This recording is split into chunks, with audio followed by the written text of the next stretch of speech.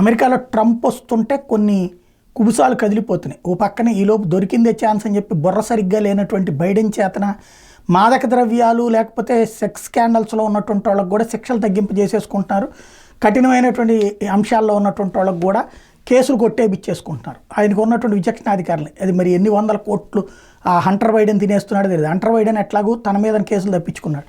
మరొక వైపున ఓ పక్కన ట్రంప్ మీద కేసులు పెట్టి అరెస్ట్ చేయడానికి కారణమైనటువంటి FBI హెడ్, అదే సందర్భంలో భారతదేశం మీద కేసులు పెట్టినటువంటి వివేక్ యాదవ్ని తీసుకొచ్చి కేసు పెట్టి ఖలిస్తానీలకు అండగా నిలబడ్డటువంటి FBI హెడ్ ఎవడైతే ఉన్నాడో వాడు పక్కా భారతద్రోహి, పక్కా రైటిస్ట్ వ్యతిరేకి.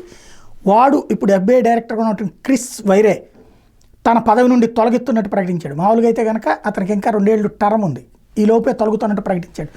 దీని మీదన ట్రంప్ స్పందించాడు. A great day for America అంటూ ఇట్లాంటి వాళ్ళని వదిలిపెట్టకూడదు అంటూ తీవ్ర స్థాయిలో విరుచుకుపడ్డారు.